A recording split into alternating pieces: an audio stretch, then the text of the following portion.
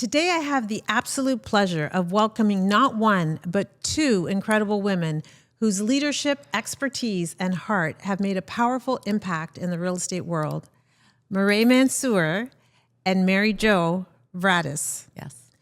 Together, these two powerful realtors bring over 40 years of combined experience to the table, and their stories are inspiring as they are successful. Meray Mansour has built her career on connection, compassion, and an unwavering commitment to excellence. With a background in social work and therapy, she brings a rare human touch to real estate, helping clients navigate life transitions with empathy and expertise. Over her 20-year career, Meray has earned numerous prestigious awards, solidifying her as one of Toronto's most respected real estate professionals. And Meray Vradis, is also an accomplished real estate broker with a career that spans more than 2 decades. Known for her strategic insight and forward-thinking approach, Meray has guided her clients through every kind of market with clarity and confidence. Meray also has received many awards in real estate. And beyond her business success, Meray is deeply committed to philanthropy and advocacy, dedicating her time to the Kidney Foundation, the Cerebral Palsy Foundation, and causes like Holland Bloorview, Variety Village, and Feed It Forward, and sharing her personal journey as a kidney transplant recipient.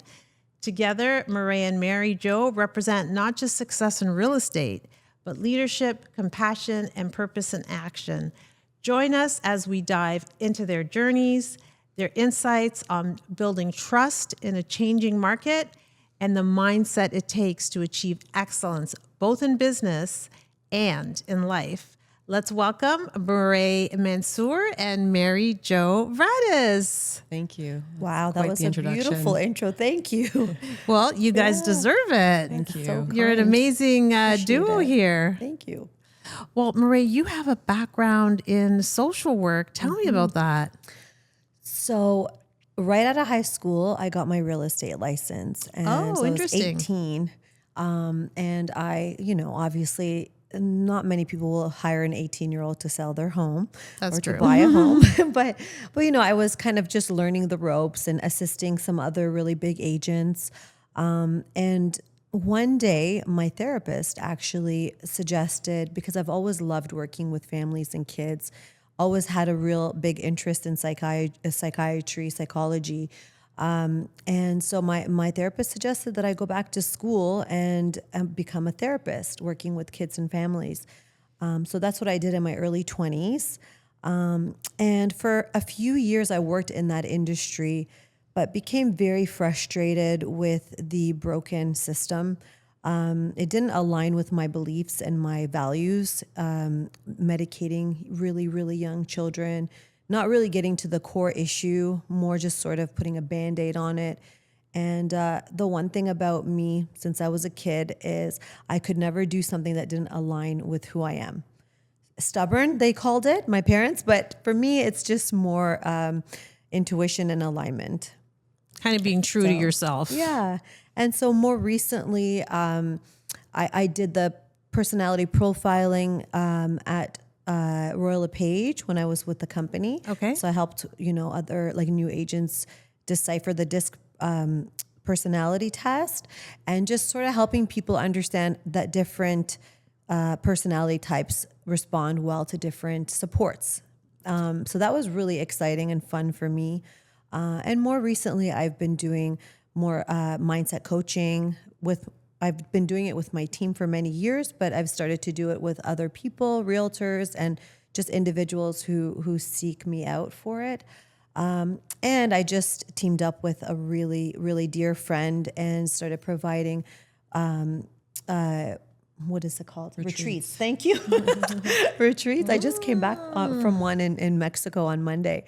So it's really inspiring for me. And I love using that in my real estate practice because a lot of times people don't really understand how to handle the stress or what they're even feeling.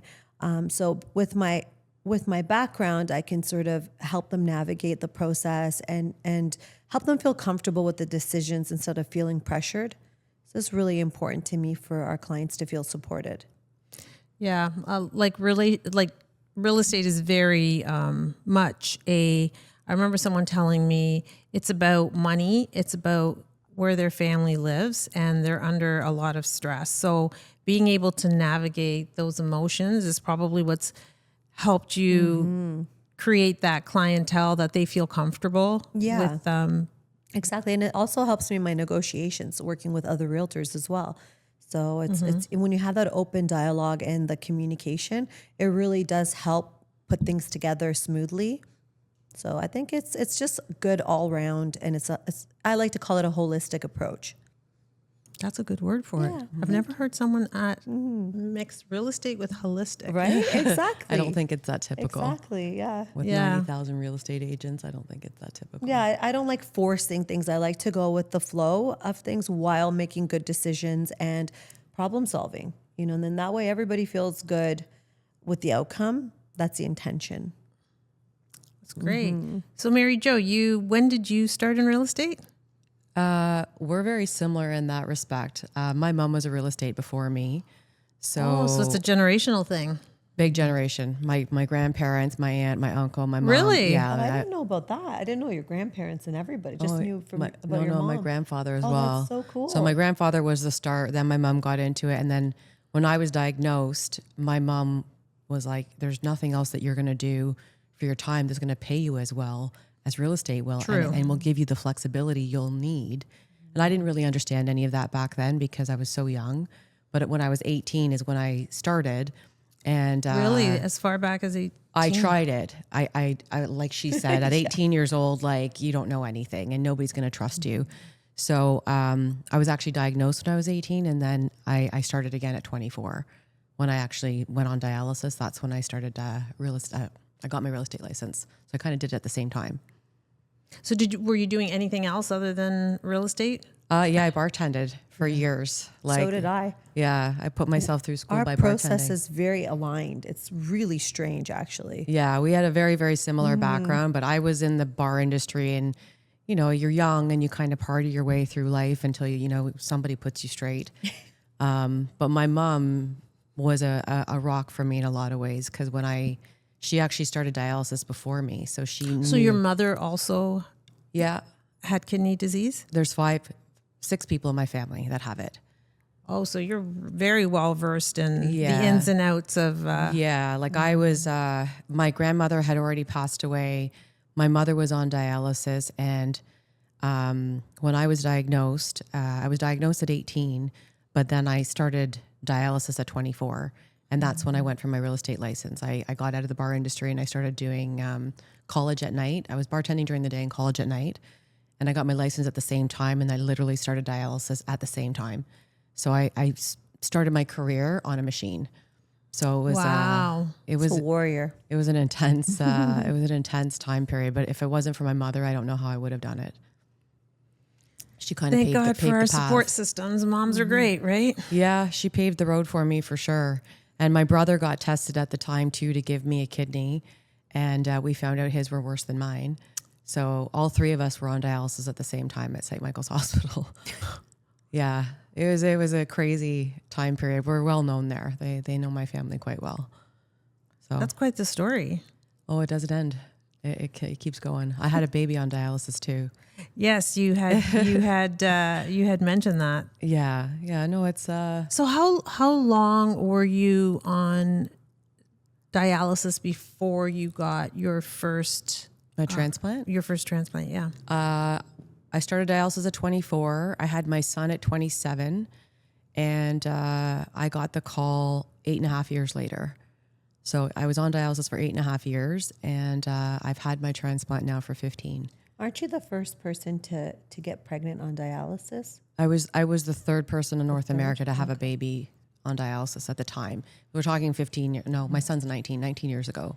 Wow. So back then it wasn't done. Like it just, when I found out that I was pregnant, it was like, first of all, it was impossible. I didn't even know I could get pregnant. So the fact that that happened, then we had to figure out, well, how do you do this?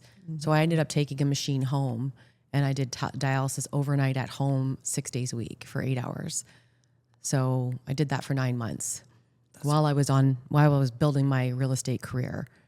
So yeah. Yes, we're gonna get into that. Yeah, what all the stuff that you Feels like a different lifetime now, though. Yeah.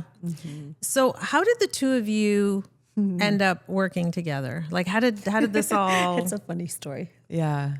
We were in with Royal LePage together. That's where Okay. we started, and for probably about like 8 years, I think, something like that. Yeah, actually, my a mom long knew time. the broker, and she sent me there. Yeah. And she's like, go work with these guys. I worked with them. They'll take care of you. And I just lived in the neighborhood, so I just ended up joining that brokerage. And Mary Jo and I would see each other at the Christmas parties. And we would just find each other and just dance all night and have so much fun together.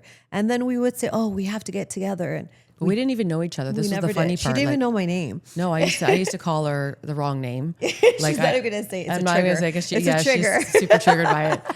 But we would look for each other at the dance parties because that chick's fun, and we would Yeah. just dance, but we never really hung out. Yeah. Until one year, that same friend that I did the retreat with, that was when he first started hosting retreats, and he invited me. So I posted it on my Facebook page, and she responded. And so as soon as we were on that retreat together, I'm like, we're going to work together. I knew it. She resisted for about a year. Two 2 2 years. Yeah. She played hard to get. chipped away at her. Yeah, she did. She wasn't I was easy. very, very independent at the time. Yeah, but I could see she needed the support, and I could also see that we would be a force together. And we're very opposite, but we have really similar values and beliefs, and so it works well because we balance each other out. It's been a process, I would say. It's been a real process. Well, it was the year that COVID happened that we really started committed to working with each other. Yeah. So, we started working with each other, and the world turned upside down. that was probably the hardest time. Like we were two very strong, independent women. Like we both had kids. We're both single parents, and she built her career on her own. I built my career on my own. 17 years on our own. So you were fine. Yeah. So all of a sudden to partner with two alphas. Yeah, we were both partner. successful in our in our own businesses. Yeah. Our partnering was more about quality of life and providing a better service to our clients, like just up leveling. It wasn't It wasn't necessary it wasn't. from. Yeah, like it was okay, how do we make our lives better? Like we can just do more and maybe be happier. Yeah, Right? 'Cause realizing it's very that isolating support each other. business. Yeah, like Realizing that as if a realtor, like how isolated it can be when you're working by yourself all the time and you make all the decisions and It's true. I was just talking about that earlier about how isolating it can be for realtors and how it's important a lot of times to get into the office and just have just that human connection. Well, and also just to talk about business, talk about whatever, run ideas by each other. Like now we've gotten used to the idea. Before we didn't do this, but now it's like I got to call her because I'm like, okay, let me run this by you. Yeah. Like we have scenarios that I'm like, okay, We brainstorm. I can trust her opinion, because we've gotten to know each other so well on a different level. And now we've done personal work together, and we're not just doing real estate. Now we've gone to the Joe Dispenza retreats. Like we've gone away to retreats. Like we've really dove a lot deeper into who we are. We're best friends. Now we're like sisters. Really, Aw, I love yeah, that. she's family. We drive each other crazy We do. like sisters. We so. fight like sisters. Really? Yeah, we do. But we've gotten to a point now that it doesn't last very long. Not even. No, we handle it very well. We've become a lot more mature, I would say, because we're getting older too. But we know how to manage, how to communicate in a way that we know, okay, well, I don't want to hurt her feelings. She doesn't want to hurt mine. Just because we don't agree doesn't make them a bad person. We just Right. have a difference of opinion, and we have to learn how to communicate it in a way that's not going to be rude and offensive. And there's ways of doing that. It's just Yes. having vulnerability with each other. Earning the trust of each other, and then once you have the trust, then you can be more vulnerable and actually talk about what's really going on beneath the surface, beneath all the surface level problems. So we've been. It was a journey. It's been a journey for sure. Yeah. Well, we've gotten to oftentimes they say everything that everyone else is doing is about them. It's not about you. Exactly. So sometimes when you're saying something to someone else, it's it's really about you. Yep. It's a It's a projection. mirror. Yeah. That's the one thing we've noticed. It's like, okay, what am I learning from this? Like there's always a lesson, whatever it and then we try and decipher it. A lot of times we'll be like, okay, what are we learning from this? We trigger each other a lot. So I certainly believe that we are meant to do this together, because the things that come up, we need to heal. And so, having that mirror in your life, that person that sort of pokes at you a little bit, and A lot. okay, a lot. A lot. Fine, fair. A lot. She reminds me of my mother in a lot of ways. And she so- reminds me of my boy. mother. So it's So I told her that from the beginning. I'm like, man, there's something here. It's not a bad thing, though. It's a good thing. I'll take it. She was a little feisty one, her mom. She was like 4 feet tall. Yeah, You she's usually are the little women. a tough Italian. Yeah. She's very tough. Yes. But your last name isn't Italian. No, my father's Greek. He's from Corfu. So yeah, very, very, very spicy on both sides. There you go. So you did mention about your starting dialysis when you were 18. No, I started at 24. I got diagnosed at 18. Okay, at 24, and then you were pregnant. So tell me a little bit more about that. About being pregnant on dialysis. Yeah, because it I doesn't wouldn't sound recommend it. I would not recommend it to anybody. It was dialysis is very hard to begin with, because the type of dialysis I did was called hemodialysis. So I had to put a fistula in my arm, and then you have to put needles in your arm every day, so that the dialysis machine is almost like a faux kidney. Doesn't do everything that a kidney does, but it keeps you alive until you can get a transplant. That's the idea. Okay. So it helps clear the toxins out of your blood. But it's chemistry, right? Your body there's so many things that are going on in your body, and a machine just can't do what an organ can do. But it's a good substitute for a period of time. And we might not even really know what our body does. There's so many things that I don't think that we figured out, but I mean, the technology is definitely better now than it's ever been. I mean, if I look at it, how it's changed from 15 years ago, it's changed a lot. So dialysis, you have to hook yourself up to this machine every night, and you have to stay on it for 8 hours, and you're putting like horse-sized needles in your arms, right? They're 15 gauge, they're ginormous, right? And it's painful. And you develop like scar tissue, and I had to, it was one thing to do it for me, but once you're pregnant, you can't miss a day. You know what I Right. mean? Cause if I'm sick because I missed dialysis, it's just me, but now I'm carrying a baby, which at the time, like I would never been pregnant before. So never mind being pregnant on dialysis. And they didn't know how to manage my weight, because they didn't know actually how much water I was gaining versus how much was Right. baby weight. Because when you're on dialysis, you don't actually you're gaining water weight. You're and, retaining it. yeah, and you have to get rid of some of it. And usually when you're on the machine, that's what helps you eliminate. And I wasn't able to do that. So the first time I went for not an ultrasound. What's the thing they do when they see the baby inside your stomach? I forget what it's called. Is it an ultrasound? I think it is an ultrasound. Yeah, but it was the virtual one, so you could see so I went for it, but I didn't realize I had taken off so much water that there wasn't enough amniotic fluid in my stomach, and they couldn't see the baby.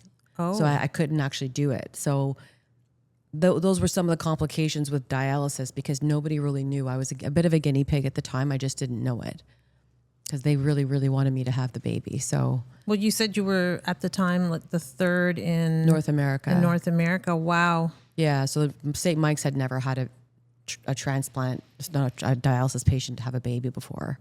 So it was an experience, and I wouldn't do it again. But I know many women have done it since then. I actually Okay. spoke at a conference, and I met 6 other women on stage with me. And the amazing thing is, you think you have problems until you meet somebody else. Like, I was on stage with some women. This one woman, when she got her call for her transplant, she was actually pregnant at the time, and she had to choose between the transplant and the baby. And then I had another woman who actually had 2 babies, was on dialysis, and had cancer. Wow, that's a lot of stuff. There was a lot. Yeah. So, I mean, there's some really tough people out there. You'd be surprised what you're capable of. You know, you don't know until you're kind of in that situation. Human beings are very Resilient. Yeah. And it's all perception. You know? I've seen some really, like my mother was on dialysis for 26 years and she was 4 foot nothing. And anybody will tell you that she was one of the toughest human beings they've ever met. So I'm fortunate. It's probably where you get it from. I think so. Yeah. Yeah, I think so. So you were pregnant and then you had your baby. So did you want to tell me a bit about that?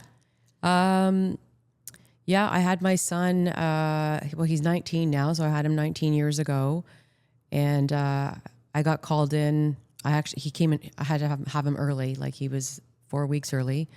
And he was a preemie baby, beautiful, healthy. Like, I mean, it was probably the happiest thing ever. I didn't see it. I was knocked out for all of it. I remember when he was born, they brought him into the room and I just kind of looked at him and I was like, where's my purse?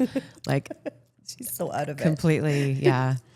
But I think 4 years after my son was born, like I was still on dialysis. I actually did a documentary about the black market on HBO. So during that time, I was looking to see if there was a way to get a kidney.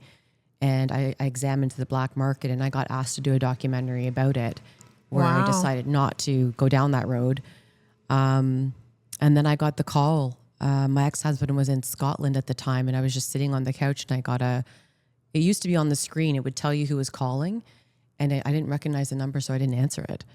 And then they called again. So I picked up the phone and it was like, hi, it's St. Mike's. We have a kidney. How soon can you get here? Wow. Yeah. And it was literally like I was sitting with my son. I'm like, what do I do? You know, like it happened that quickly, like almost 9 years. And all of a sudden it's like, okay, your life is about to change. So yeah, they brought me down and they actually called 3 of us. They called 3 people down to see who would be the best match. And they retested all of us that night. And within 14 hours, I had a new kidney. And that was it. The dialysis machine was taken away and I was ready to start my life in a different way. So it's a massive change to go from being on a machine 8 hours a night and you're used to this routine. It's very, very invasive in your marriage. It's invasive in your work. It's like, I remember breastfeeding my son, being on dialysis and having my computer on my lap, trying to, sell houses. That's how I built my career. That's crazy.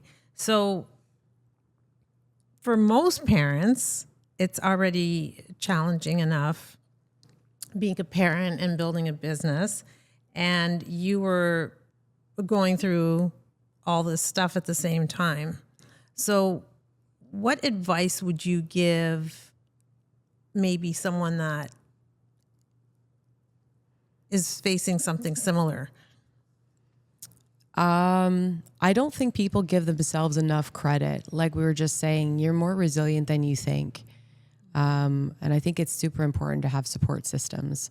I was lucky at the time. I had my mom, I had people around me, but I also got very, very involved in understanding my health. Like I became my own nurse. I did my own dialysis. Like I knew everything about it. Like when you have to take care of yourself in that way, you need to educate yourself.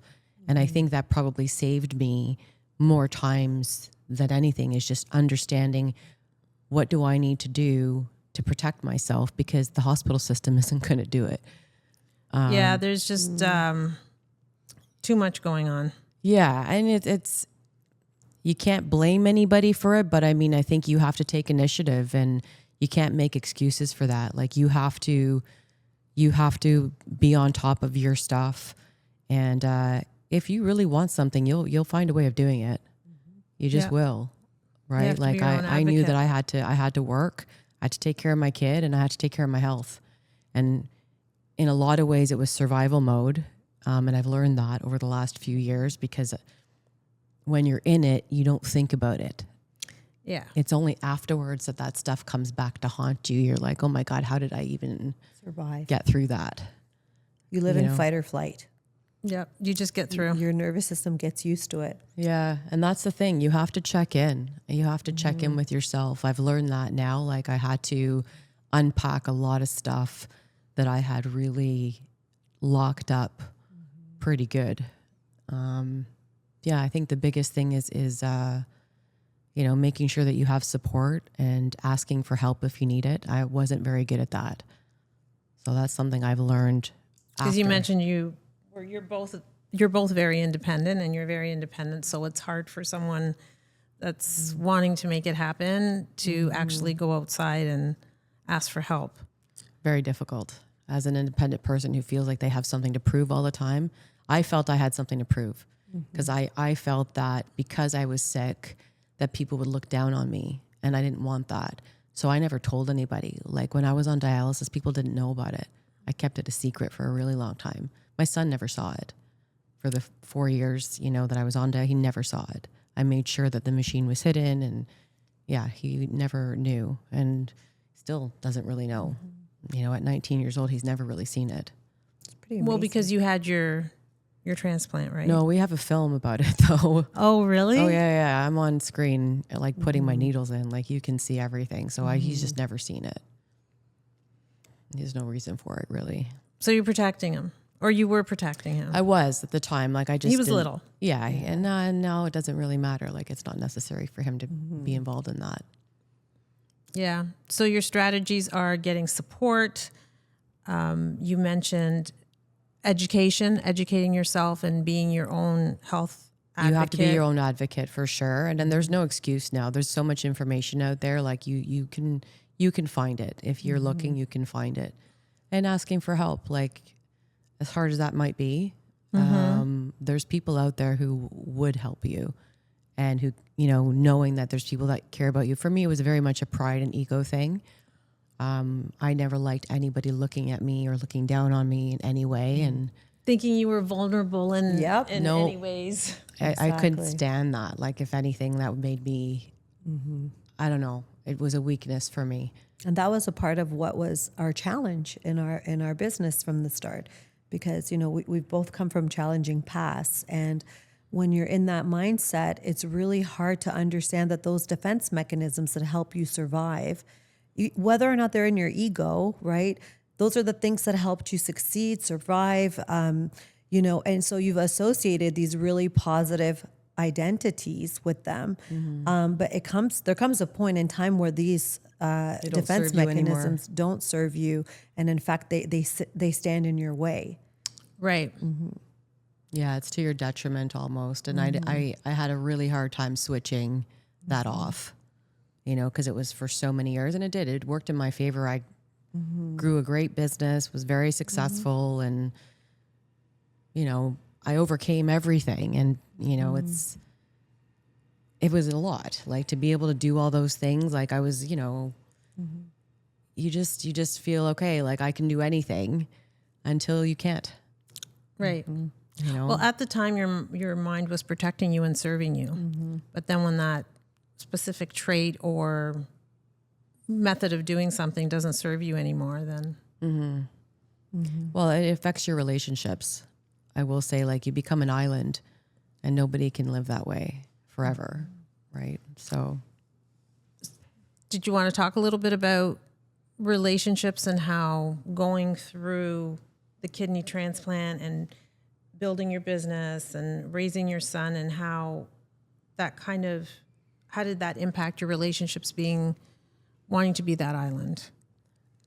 well, I think when me and Meray partnered, I'd already had my transplant, and I think I'd already kind of, maybe I had plateaued, or I don't know, like she kept coming to me and was like, we need to partner. And I think deep down I knew like it was the right move, but I was scared too, because I'm so used to being on my own. And she just kind of took me down a different pathway that I didn't know I needed at the time. Like I was very, very resistant. I'm relentless. She's very she's like a little pit bull. I am. I like relentless. Yeah. What was the pathway that she took you down? Probably, like she said, like a more holistic approach. Like She couldn't keep going the way she was going. It just wasn't possible for a human to continue that way. Her health was declining. And I believe that everything happens for a reason. I believe that I saw that in her for a reason, and I was already on that path. I've been on this journey, like the self-development and healing journey, since I was 17. So in the beginning, it was just more learning everything in my mind. And I would say over the last 5 years or so, it's been embodying it and really like becoming that person, becoming my true self and putting down the identity, realizing that those things don't matter. So when we partnered, it was just everything that she was doing I had already done recently. So it was really highlighted to me. But my approach wasn't always the best. I kind of was like shoving it down her throat, and she super resisted. It was just like this like battle between us. I think that might have been where I softened her. Yes. You know what I mean? Like, because I was so, she was relentless in a lot of ways, but I was also the same. Resistant. Relentless in her resistance. Yeah, but I think it also forced her to soften her approach and the way that she communicates, and just realizing, okay, there's better ways of communicating or getting my point across, because she's really good. She's really good at, her intention was, I knew what her intention was, it just wasn't landing right. So it was a practice for both of us to kind of figure that out. It's like, maybe okay. the delivery of. Yeah, and I'm still working on my delivery. I come from a family, I'm Lebanese. And, Lebanese Scorpio. Yeah, I'm a Lebanese Scorpio. And, I lived in war. I had a lot of really traumatic events in my life. So I learned at a very young age that you have to fight for everything. So whether somebody doesn't hear you, you have to fight them till they hear you, or if it's, something I need to receive or something that I need to survive, I have to fight for it. And it's a really hard way to live. But what I learned is, my family was very, what's the word? Explosive. So we just spoke like that, and I'm very passionate. So I would say things in a way that she's like, why are you attacking me? I'm like, what are you talking about? I'm not attacking you. I'm just passionate. talking. I'm just talking. No, but my other best friend, April, she would come to my family functions and she'd be like, why is everybody screaming at each other? I'm like, oh no, this is just normal. Like they're happy. They're having fun. She's white, she's very waspy. So it was like a reality check for her. She's going to love that. She's going to love that. So yeah, it's just the way we are used to being and really noticing what works and what doesn't work. And that's been really good between us, because even though sometimes we clash, we know where the heart is. Our hearts are connected and we love each other and we want each other to be our best. Like, I want the best for her. She wants the best for me. That's clear. So even in those moments when we've triggered each other and we're at each other's throats a little bit, we get to a point where we're like, okay, we need to talk. As soon as we speak, we just start crying and we're vulnerable and we're open, and then it's fine. So we've also been able to translate this into our business. So we have this kind of good cop, bad cop thing going, depending on who the client is or whatever. Yeah. Somehow it just kind of works itself out. Like, okay, I'm like, okay, I'll take this one, you take that one. Like it just, and it like we've figured our groove. It's taken us 5 years. But I feel like we're more in flow now, and that feels really good. Yeah. Like I would say, like when we first started during COVID, man, I was like possibly Well, we were in trauma at that time because the whole world was in trauma. Right. So you had outside influences that were also stressful. Well, and then trying to suddenly partner with like your entire business with someone who you don't know that well, and you're like, we were just, it was a battle. It was a real battle. So, but it sounds like you guys had, even if you had like different ways of delivery and maybe different personalities in some ways, you had the same values. Yeah. And I think often that's also what works. Sometimes you see like opposites in a marriage. Yes. Yeah. And you say, how does that marriage work? Because the core values are there. It's because at the end of the day, if your values align, even if you like different things or like doing different things, it's all about the values. So and we balance, right? So the fact that our differences are no longer a problem. Now they're actually our gifts, like this is what I'm really good at and this is what she's really good at. And we can just kind of create a dance between. She loves Oh, that. I like that. I love See? the dance. She says it all the time. Because it's so good, right? Isn't it good? And she hates it. Well, because it's a used a lot. But I do it a lot because you don't like it. Yeah, I know. I think she's having a little bit of fun triggering you. Oh yeah, I could. It's so She fun. does it on purpose. It's so fun. She's got a new word now. I'm What is it? mischievous. Transmute is the new Yeah, word. transmute. I Yeah. love it. It's not a great word, transmute. I can just picture something just like She came back from this retreat and she was describing things to me, and transmute was like the word of the day. I was like, okay, if you use that word one more time, I'm going to she's throw like, something at you. You're kind of ruining Use it. transmute in a sentence. Oh, like transmuting. So let's say a trigger comes up. So it's like a trauma. And when you're aware of it and you give it, like express it in a way that releases it, you can transmute it.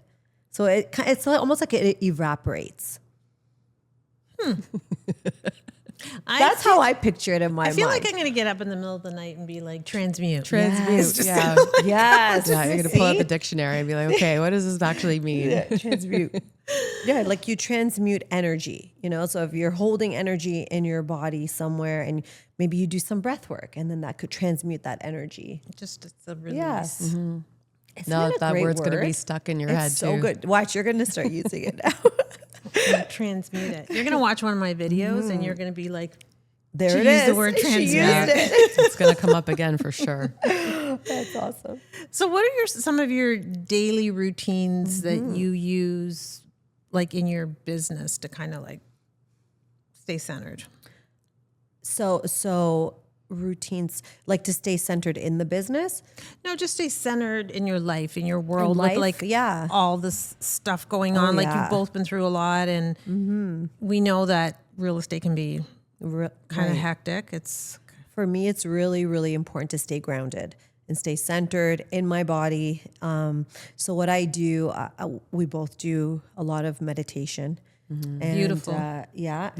We move our bodies a lot. Like I do weightlifting, Pilates, dancing. I love breath work. Breath work is like so amazing. you can go into have hallucinations with breath work. Oh yeah, you can have some serious journeys on breath work. I've gone places. She's seen me. Yeah. It's a joke between us because you wouldn't tell that one. I went to her house once and I forget. I think I was picking something up or dropping something off. I don't know. But their window was open and all I heard was heavy breathing coming through the window. And there was Oh, like no. There three was of us. three people, Three but of us. I thought what's going on in there? So I crept up to the window. Are you sure you didn't feel like you were missing out? She ran. But She ran so fast. I wanted to know what my was gosh. happening, and because I heard them, and I'm like, okay, I had to see what was going on. As soon as I took off, I took off in a hurry. She hates breath work. I wanted no part of that. The last time we were in Costa Rica together and we went to a breathwork class and the leader came up to her and he's like, "Are you awake?" He said he wasn't sure if I was dead. He was like, I can't tell. Like breathwork is intense. It's like I've done it. Yeah, In right? Costa Rica. Right. Yeah. Okay. So it's It's like a lot of work. it is. it's Yeah. not like No, this it's one not is the like regular having breathing. a little restful breath. I'm like, what? That was me deep breathing. That was you deep breathing. I thought I was. I don't know. I don't like doing it either because it's exhausting. It is. It's Yeah. hard. It's hard, but you have to go into that like really fiery place inside of you where you just like I just let it go. That's the one thing about me. I just let things go. If I'm dancing, I'm really dancing. Whatever I'm doing, I'm really, really in it. I could see you Yeah. being the fun girl at the party. Oh yeah, absolutely. Yeah, she's not shy. She's definitely not shy. No, I like to have fun and I like to let loose, So when I do something, I do it. You give it your all. Yes, exactly. So those are pretty much, I think, our practices. Oh, journaling. Journaling is really great, especially when you have a busy mind. Sometimes things are just swirling around in your head and I just sit down and just get it all out. Yeah. I've gotten pretty deep into the meditation stuff now. Yeah. Like I really, if there's anything that's resonated with me really is the Joe Dispenza. Like I wish I knew more about it when I was deep in the trauma stuff that I was in, because I probably could have used it sitting on a machine for as long as I did. Oh, yeah. Yeah, you could have zoned out there. Oh my God. Yeah. You can go to another planet. which I would have liked to have done at that time. Absolutely. I bet. Yeah. But Meditation grows your gray matter. yeah, I didn't understand it before I started, like the first retreat that I went to. Even the first retreat, I had a really hard time because he took us, he made us do a 5-hour meditation once. And I'm like, what the hell is this? Like, I'd never meditated for 10 minutes, never mind 5 hours, you know, but once you learn how to sit still, and there's breathing involved in that too. And that is another thing, like learning to breathe properly, like from your core and your center and up into your pineal gland. And it's a practice. Yeah. Like, and it takes work and thought, and it, you know, it takes practice for sure. I've had some pretty crazy experiences just from meditation. She was there. Yeah. For one of them. It's hard to explain to Tell anybody. me about that. Oh, we were at the Joe Dispenza retreat, and it was like day 2. It started day 2, and it was the breathing into your heart, and I just felt my heart feeling like it was expanding, like to the point where it was like I felt like it was scared. I got scared, so I kind of backed away from it. I was like, what is this? Like, am I having a heart attack? And it was fine. And then the next day we were doing the pineal gland. What is that called? The kaleidoscope meditation. And all of a sudden, my body just like kind of seized up. My head went like this. And I was just like, I felt heat coming off of my body, and there was just tears pouring out of my eyes. But it was the most joyful moment. Like, I literally felt like one with God in that moment. It was absolutely beautiful. And I was shaking to the point where like she grabbed my hand because she was like, something is happening over there. And I think you even felt that energy. No, I knew something was going on. Like, she was definitely like, And it went having on a for moment. like at least 30 minutes, I think, right? Yeah, like when the whole thing was over and everybody was getting up, like I had she to had lie to down. stay for a minute because it was just so. And I mean, when you're in a ballroom of 2,000 people, like you see some crazy shit happen, like a lot of, and you can't even explain it. You have to be there. You can't. No, and before that happened to me, I was kind of like, okay, people, like, it's like you're laying it on a little thick. But then going through that, I was like, wow, okay. Yeah, like the energy is something. Yeah. It's palpable. Like the it's, collective energy in the room, that's just, it takes you on another level. So since that experience now, I can really tap into that energy a lot easier. I really like the what is it called? The Blessing the Energy Centers meditation, where you go through your chakras. And it really puts me into my body. It grounds me. I really enjoy that. I like the one. walking meditations. Yeah, the walking ones are great too. Yeah. I know we're probably talking Chinese right now, but like there's She knows the Joe Dispenza. Yeah, I'm just thinking to stuff. anybody else listening though who doesn't know Joe Dispenza, they're like, what are these people talking about? And we don't work for Joe Dispenza, by the way. You just really love his work. You resonate with it. Yeah. Yeah. I mean, it's not just Joe Dispenza. Like, I mean, like you said, like there's other practices that are super similar. Like meditation is known in many cultures. Yes. You know, and it's practiced in different ways. It's just, it was new to me. Like that's also Kundalini. Yeah. Like exactly. the energy centers is But learning about it and learning the science behind it and where your energy comes from and how you can manifest your energy and negative energy and positive energy and just ways of controlling it. Like it's fascinating. We're becoming master manifestors. Yeah. Like you'd be surprised at what you can make happen. And I know it sounds crazy, but I mean, we've been like watching stuff slowly come together. We're like, oh my God, like I'm personally have been seeing it happen, especially though after the last retreat. We did the advanced follow-up, and nothing spectacular happened at the retreat. It's more since then that I've been noticing. You got stuff into motion. Yeah, things are starting to happen. It's it's not instant. It's little things like little synchronicities that you're just like, that's And interesting. it's just, you start to notice. The more you start to notice things and give it gratitude and put your energy there in that positive space, the more you start to attract it. So the biggest thing I think in our business that we've shifted is going from a lack mentality to an abundance mentality. So whether deals come together or not, we're not attached to the outcome. We're attached to the process, and we just do our absolute best, and we try to support people in the best way that we possibly can.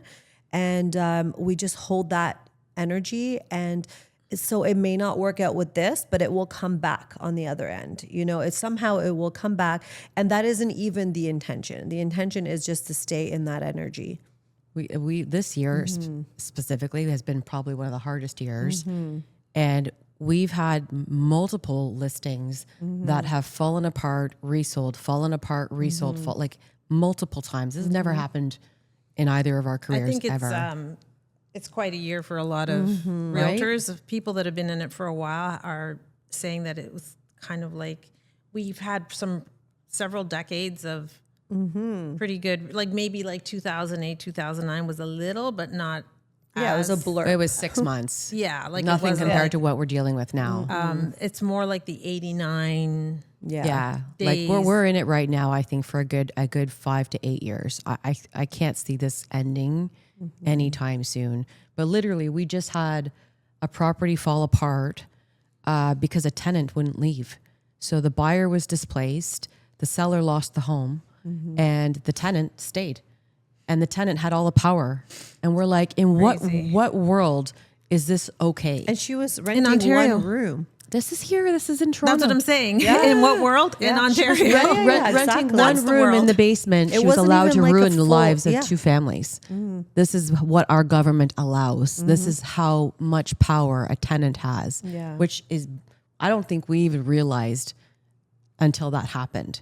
Well, this is one of the reasons why they're saying that there isn't as many rental properties, and it's because landlords seeing the power that the tenants have. It's not worth it. A lot of them are just saying, You can lose I your don't know, home. maybe I'll just invest differently. Well, It's not worth it. It's really not. Like, honestly, prices are too high anyway. You're not going to get your money back, and good luck getting the tenant out. Why would you? What's the incentive to buy an investment property in Toronto? I hate to say that, but like, that's how I feel. I honestly feel like, I actually think that it is still a good investment. I don't know if I agree with that. And I think it's I really think long secure. term, if we're talking about like long term goals, Long it's term, yes, but definitely- not short term for sure. And maybe not condos, more so like a triplex. Absolutely. That's what I'm thinking. Yeah. But you have to be really discerning in who you rent to. Like, you have to do your due diligence. And I will say that these clients did not do their due diligence and did not, so yes, absolutely, that wasn't a great situation, but you also have to take responsibility as well, because Yes, I've absolutely. rented properties, knock on wood, to many people, and I've never had an issue. Yeah, me right? too. I think that's why it was such a shock to see that a tenant could have that much power if things aren't done. Yes. I mean, mind you, we've heard many stories, but we had another one, same thing. We had a property that fell apart. Resold it a week later, fell apart, resold it a week later, fell apart, and we resold it a third time. Like, we just had offers ready to go. Yeah. Like, each time this just happened as well. So we're just like, holy man. Listen, you have to be really good at this business to put deals together And these thick days. skin. Yeah. Like, you cannot take it personally. Yeah. Like, And I think this is when mindset really matters, because you either lose your mind or you become stronger and you figure out a better way to do things.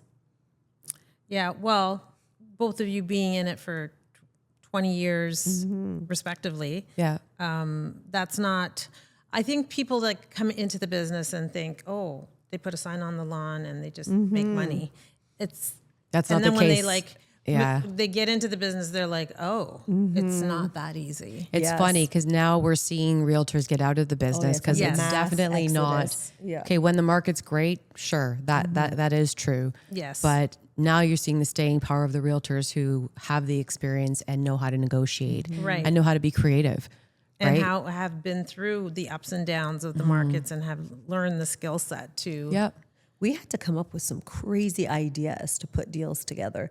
Like, We're doing it now. Yeah, Like, we we're have so- another one right now that we're like, okay, like 15 balls in the air. Like, okay, how do we mismatch? And like, you're just trying to yeah. come Make up it work. with, Yeah. yeah. And a lot of times we're able to pull it off, It's but kind of fun.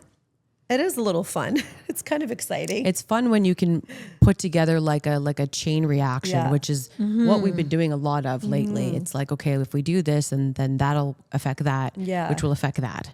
Yeah, but you that's know? when like a we game have of to chess. be. It is. Yeah. And we have to be really aligned to make these things happen. And, you know, sometimes it's like, okay, you need to take over because I have to do this. And I call her the, Yeah. what do I call her? The Viper. I'm like, go squeeze. I'm like, me, what get are them you up. talking about? Yeah. Like I'll tag team her. Okay, it's your turn. You do this part. They need the squeeze. Wow. Yeah. So you guys Never a dull moment. No, we that's always what say we makes should have a it, camera on our heads. Yeah. Oh, I know. You'd get like really good footage. Oh yeah. We could We, have a we show. applied for the Amazing Race. We have a video. Yeah. You mentioned that, but you said you have to be like isolated for like a month or something. Yeah. We would be stuck in a hotel room, like alone together for Except when you're racing. yeah, So which is like 3 times a week. Yeah, no, 2. It was 2 days out of the week, and the rest of the week you're in a hotel room because they don't want you to leak any information. You'd see us on the news. Like,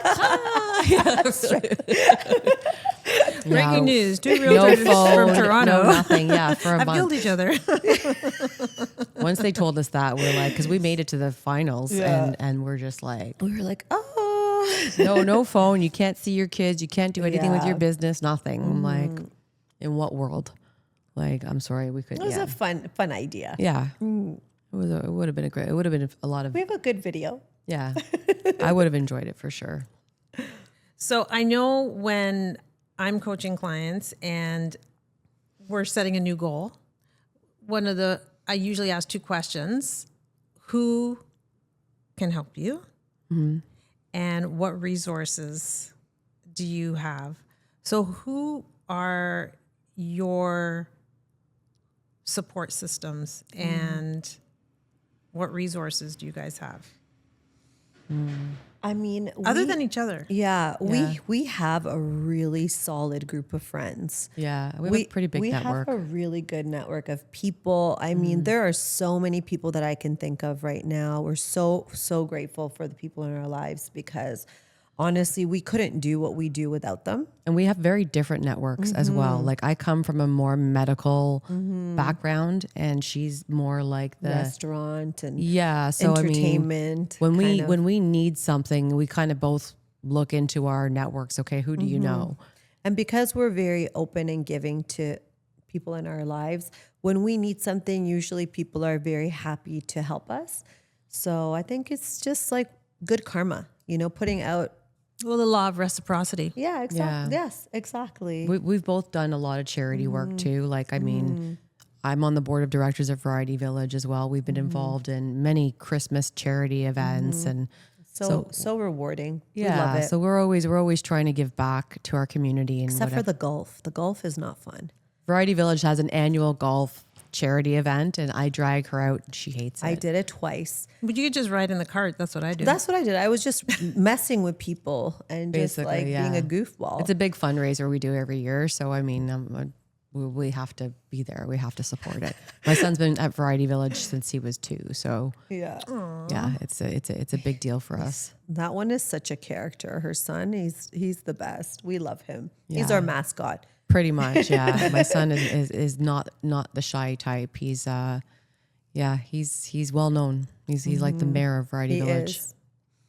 He's a character. Yeah.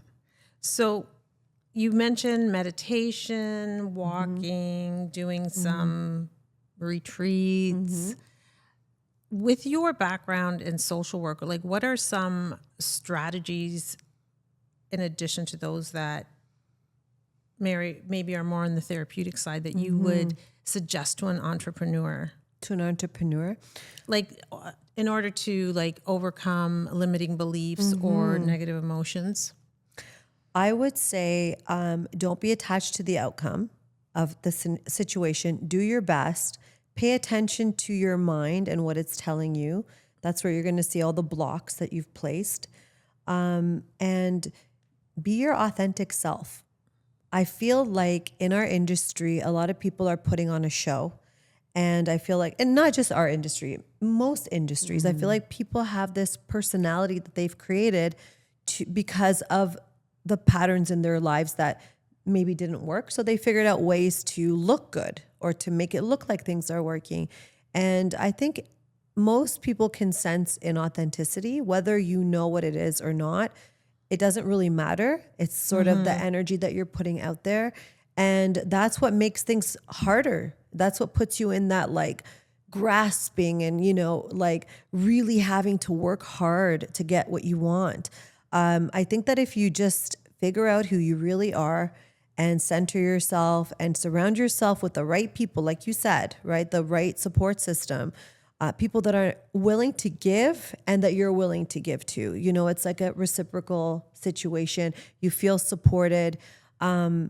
I think that when you're your authentic self, things start to just be drawn to you. And, when you put that kind of energy out into the world, it comes back to you, in different ways. But I think raising your frequency, doing things that you love, things that you're passionate about, having fun, and not just being so just one track mind, really look at the bigger picture.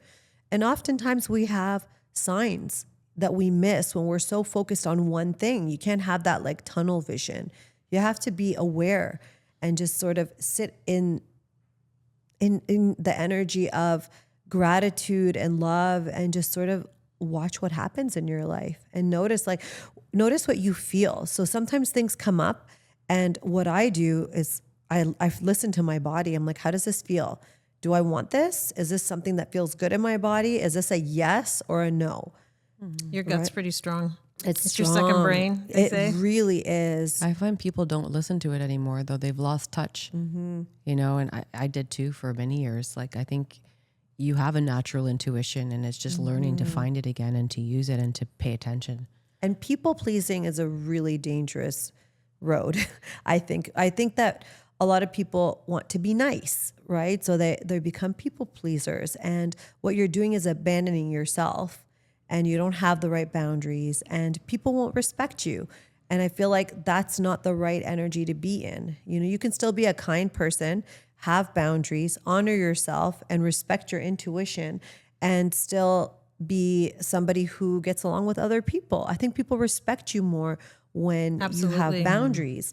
I think people make a mistake when they feel like they have to just, especially realtors. I was just going to say, like, our business for sure, especially when we started, you run around like crazy for the wrong people without qualifying them, anything. Because you're like, oh, it's that desperation. I just need to make a sale. And it's like, it's the wrong attitude. Yeah. Like coming into that business, but any business really with any kind of desperation is going to hurt you. Commission breath. Yeah. Oh. It's going to hurt you in the long run, right? Like, you have to get out of that mindset. Like, it just doesn't work. Yeah. I think clients know when you have their best interest. It's you go through the transaction, and that's even like part of our ethics is do what's in the best interest of your client. Yeah. And when you always act that way, like, the money will come. Yeah. Act with integrity. And then they trust you. Like, it's not about... And it's long-term. So our business is like, I don't even know, it's very high percentage repeat and referral. We don't have to keep regenerating new business constantly because we've built a reputation based on integrity, respect, honor, and that people trust us. They know that if we say something, it's the truth. It's the truth to our best knowledge. Right. And that if something goes sideways, we're there for them. We're going to support them through it. We're not just going to bail once we get paid. Right. Yeah, well, we also talk people out of stuff. Oh, yeah. It's like, okay, I don't think this is a good idea. Like, it's not about the money. This is just a bad move. So for us, we truly want to put our clients' interests at heart. Like, we've talked people out of deals many times. Just because we're like, look, we think, wait, or find something better. Like, it's just, Exactly. If you are truly looking out for your client's best interest, it's not going to be about a quick sale. It's about your intentions. What are your intentions? Our intentions are helping people. That's what makes us feel good. And that's why they come back, because they know that you didn't like just push them to a sale. Exactly. You made sure it was the right fit and it was the right situation for them. So yeah, we do our absolute best. I truly believe that. Thank you. So what about, you kind of like talking the stuff you do together. What are some of the stuff that you implement or personal growth that you've done in your journey? For me, it's been, I've been trying to find myself again for the last few years. That's really what I've been, like, my son has cerebral palsy as well. So my focus was on my health, my business, my son. Not necessarily in that order, but now my son's 19 years old, and we talked about this briefly, but I'm 15 years into my transplant now, and I've showed signs of decline. So I'm at a stage now where I will need another kidney probably within a year. So we've sort of been exploring what that looks like. So I've been really doubling down a bit more on, my health and, just getting proper sleep and just educating myself on what I need to know and what this looks like. Because the last time I was on dialysis, I was 24 years old. I'm 47 now. So big difference. So yeah, I'm doing more personal work on myself and finding my gratitude for all the things that I have in my life and everything I've accomplished in the last 15 years, which is a lot. Like I'm very proud of everything that I've done. As you should be. Mm-hmm. And I am, and it was very hard for me to say that.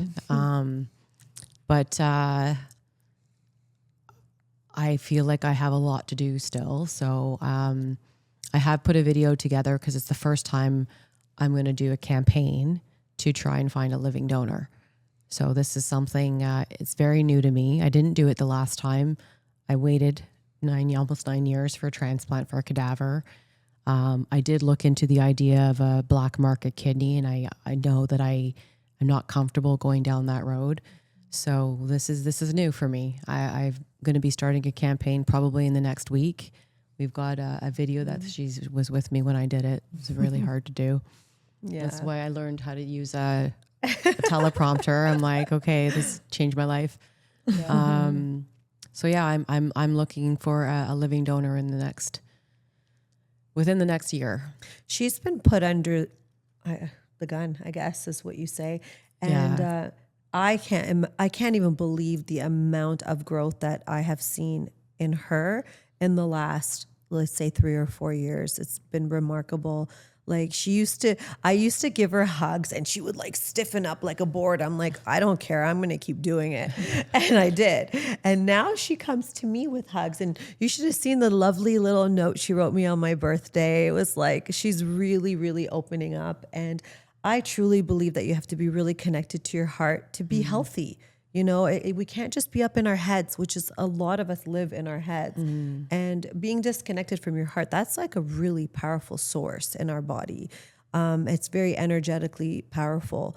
I think it's really detrimental. So she's been just you don't realize how your health is affected by what goes on in your head, right? Like, and again, I've been learning a lot about frequencies and energies and just how it's all connected to various parts of your body. And I didn't have that education. I was missing that piece. And so I've been really working through that and just and I've been learning to be more appreciative of what's in my life. Like I wake up in the morning now with a different type of gratitude. Like I was telling her this morning, I'm like, oh, like what other, I wake up in the morning and I can sit on the couch and I can have a coffee. Nobody's hovering over me, making me do anything. Like I have a beautiful house. I have everything. I have everything I need. I just need a healthy kidney. I was going to say, except for I just need a healthy kidney. It's coming. It's coming. And I've even been trying to pray on some level for the kidney that I have, that it's going to just sort of rejuvenate itself. Yeah. It's not impossible. So anything is possible, I believe. Yeah. And I think a lot of us go through really difficult things in our lives, and we close our hearts. We build a wall around it, and we do that because of fear. And living in fear is a huge obstacle, and it keeps you from being your true self. It keeps you from really flourishing and becoming who you're supposed to be in this world.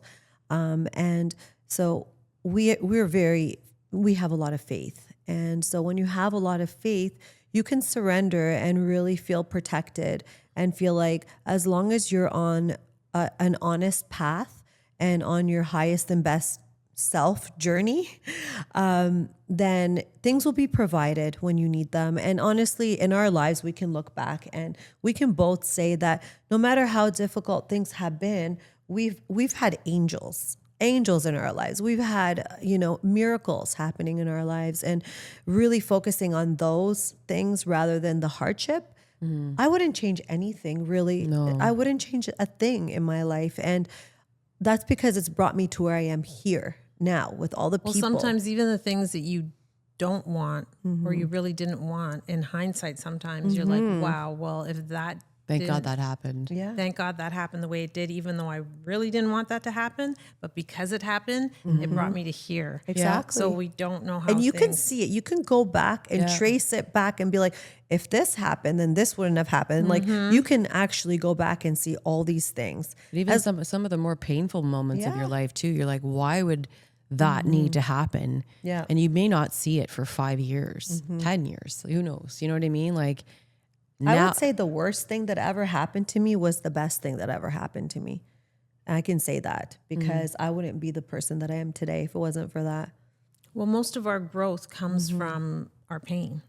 Exactly. Because when everything's like perfect, you're not really growing, but it's through the struggles Yeah. that you figure a way out or learn from it, and you become like a better person. Yeah. Avoiding the pain is avoiding yourself. It's like, I'm here for all of the emotions. The pain is here. It's healing. It's releasing. It's transmuting. It's putting you through events or feelings that you need to release. So I don't shy away from pain. I don't shy away from any of the emotions. I go into them. Training has helped with that. You could see through weightlifting. Sometimes it's painful. Sometimes you feel sore, but you feel like, okay, I had a good workout, and it grows your muscles and you're stronger and it supports your body.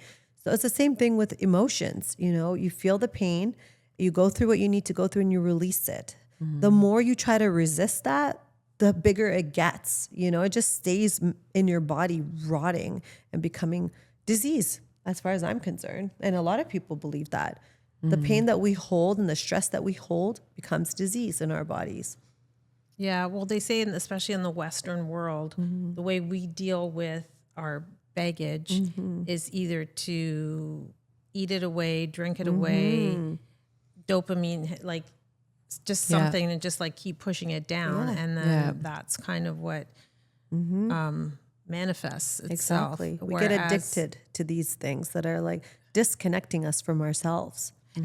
Yes, and it like helps us cope with when our emotions come up and we don't want to deal with them. This is how we suppress it. Exactly. Yeah. Whereas in other parts of the world, they're more open to releasing things and more energetic and mindful. We went through like I found cold plunging for a little while, did a lot for me. Wow. Yeah. That is something that you said something about Hoffman. Yeah. Yeah. Oh, you're talking about Wim Hof? Wim Hof is the guy who kind of made the cold plunging popular. I see people do that, and I am so we like do that. in awe. We And love it. I would love to do that, but I really don't like the cold. I don't either. I don't either. I actually put a sauna in my backyard. Like I now have a barrel sauna in my backyard, and in the wintertime, like the girls come over and we roll in the snow. So and we go you're sit. telling me you did cold plunges? Oh yeah. yeah. We do it. We do it a lot. Yeah. The thing is, the way you feel after the cold plunge is incredible. You feel like $1,000,000, but And it's such a mindset. Like when you're in that water and your brain is going crazy, calming your brain trains you to do that in situations that are stressful in your life. So it's actually really good for your nervous system because it helps you figure out ways and find that power inside of you that can actually calm you in really stressful situations. there's different research now, I guess, for women, depending on where you're at in your life, like Or in your cycle. So you have to understand that part. Like you don't want to be on your period going into a cold plunge or. yeah, like cortisol levels and all that. Like there's different things to look at. And women don't need it as cold. Like it doesn't have to Or be as like, long. Yeah, or as long. Because we used to try and we used to try and stand there like 5-6 minutes at a time, and 2 minutes is fine. You don't need to go in there for. I guess 2 minutes is better than 2 minutes is great. It's actually what you need. Yeah. My first cold plunge was in Lake Ontario. And it was like, I think it was November, and we were in there for 4 minutes. And I had no idea what I was getting myself into. one of my friends started this group called Unbounded. Yeah. And he invited me and he's like, you got to come to this event. And I was like, okay, sure. He's bring your bathing suit, bring this. I'm like, all right. So I'm pretty like easygoing like that. And next thing you know, I'm going into, I don't even go into Lake Ontario, and I'm going into a freezing lake and sitting in there for 4 minutes. It was crazy. Yeah, I wouldn't do I that. won't do that again. No. But I do like going to places that have the cold plunge and then the sauna right after. So I'm like, okay. I know I'm going to. Well, I think also your response to being cold is what we had talked about, like breath work. Like you're going, yes, right. like you're doing that like deep. So it kind of like gives you that. Box breathing. The only thing that helped me get through cold plunging was box breathing. Yeah, you actually have to calm your breath when you're in the cold. You don't want to be like hyperventilating. So, and that's the practice of like connecting your mind and body. It's just like you're in a stressful situation, your body's not liking it. But if you go into that Zen place, then it's like, then it actually starts to feel good after about a minute. Just got to get past that first minute. When you mean you don't feel it anymore? Yeah, you're numb. You're actually numb. It starts to hurt for you a feel little nothing. bit. Yeah. Yeah. So it's been 15 years and you need a donor now. So Yes. I know you said you're setting up a campaign. So what is your message to anyone listening to the podcast today? I want people to be educated about what it means to donate. Like you can be a living donor. So I think a lot of people don't realize that. You can donate a kidney, you can donate a piece of your liver. Like I need a kidney personally, but I don't think people realize the impact that you can have on somebody's life and that you can live a perfectly healthy life with just one kidney. I actually have a friend who needed a kidney, and one of our other friends donated. Yeah, and they're like brothers now. And he's like, they're both like doing great. Like, and even the gentleman, David, who donated his kidney, like he's fine. He's working. I think people don't realize you only you can live. You only need one. Our whole body is double mapped, so we have double of everything because the body is just made that way. So once one kidney is removed, the other one would actually grow and it would take on twice the work as the two. Like that's just a natural process of what it does. And I've lived with one kidney for the last 15 years. I mean, mine was a cadaver, but a living donor is actually way more effective than a cadaver. Because your brother had a living donor. My brother had a living donor and he's had his for 16 years now. And it's like he got his yesterday. Like there's a huge difference between mine and his. Yeah. Like, I mean, we're very, very fortunate in that, there is a cadaver list. Like people are starting to become aware that you can sign your donor card and you can become a donor if you pass away. Like you have to make your wants known, like to your family. You have to let them know that that's what you want to do. Because I think every 3 hours, 100 people die waiting on the list because we just don't have enough. Like that's a crazy statistic. I speak at schools about this. Like it's donor awareness is not big enough. It's just people don't know. I don't think it's because they don't want to do it. They just don't know about it. So I think like one donor, I think there's 8 life-saving organs. One donor can impact the lives of 75 people and save 8 lives. Like a cadaver donor. But you, as a living donor, you could do a kidney and you can do a lung lobe and you can do liver because the liver regenerates. So yeah, like I'm looking for a donor. I am an O positive. I'm at St. Michael's Hospital. If anybody has any questions, they can go to beadonor.ca and they can learn all about the process and or they can contact me directly. My name is Meray Vradis. I love that. Okay, we're going to do some fun stuff. Okay. So I don't know which one of you wants to take this question. She can.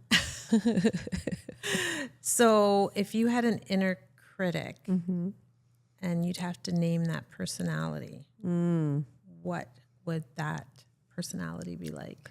So would that be like your inner critic? Would that be like your inner child? Like somebody who's kind of causing problems like that? It sounds like maybe you have one of those. Yeah, I have one. I have one already. Yeah. Her name is Carla. My ex-husband named her. actually named her. Yeah, it was from a Wow. movie that we watched, and it was called The Other Sister.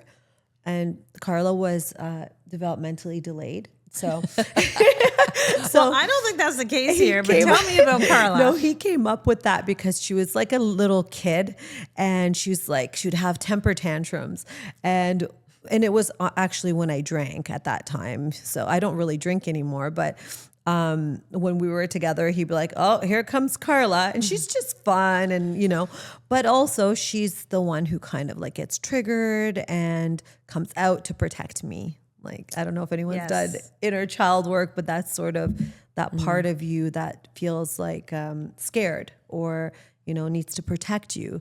So yeah, she's Carla. That's like all my friends know now. They're like, "Oh, is Carla coming out?" I'm like, take it easy. You leave her alone.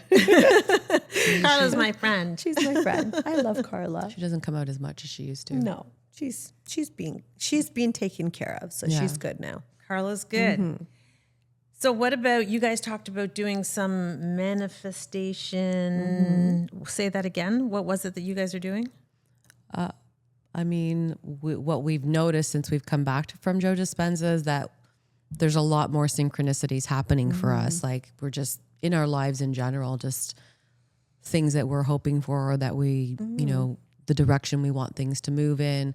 Little things that just kind of, are aligning and making more sense now. Whereas maybe before, you're like frustrated more and not understanding why things were happening the way that we were. We don't feel that way anymore. So it sounds like you're manifesting a lot of good stuff. Yeah. Have you guys ever manifested anything that you regret? Not that I want to talk about. Oh, now I'm interested. Yeah, I think, you always think that you want something. Yes, I have. Okay. I just thought of something.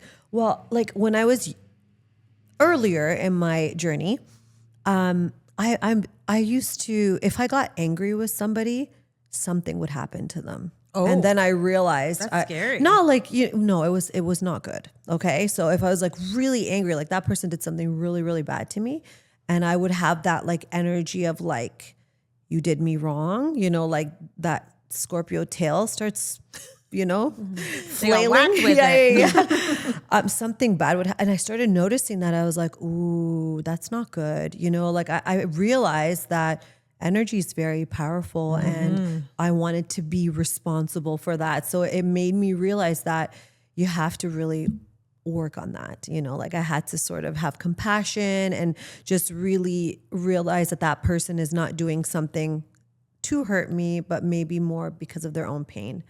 Right. So, Have you? Yeah, that's a good one. Have I ever manifested? Yeah, we're going to turn something? this around on you. I have.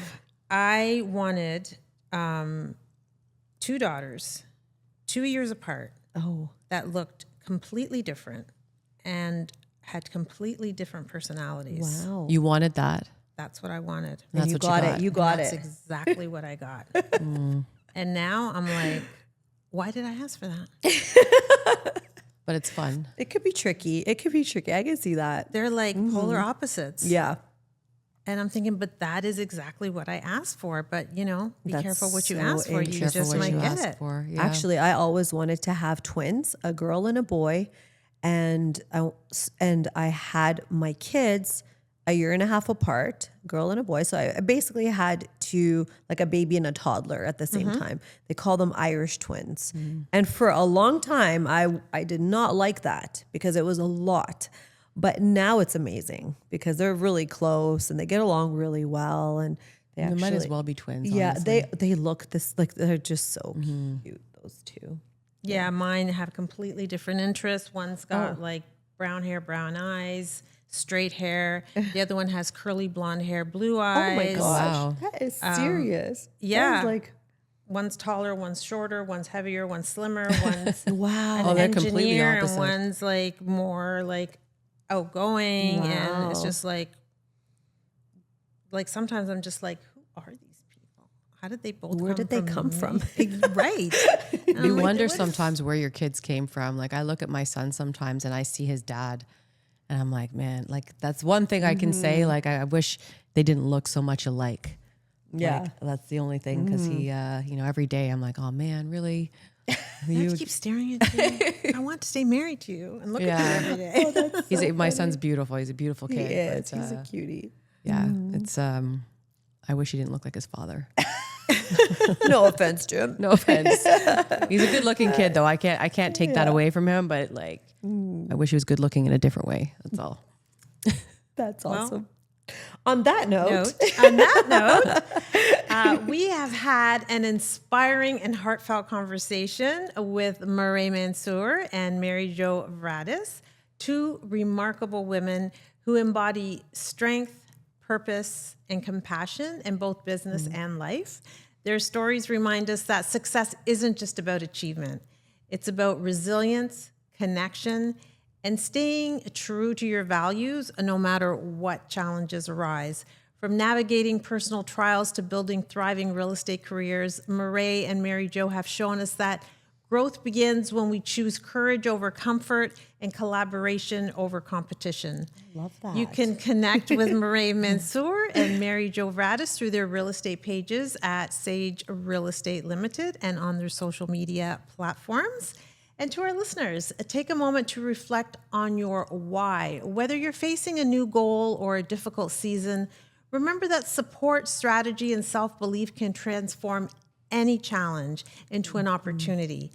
If today's episode inspired you, share it with someone who is looking to grow. Stay tuned to our next episode to stay grounded and keep moving forward.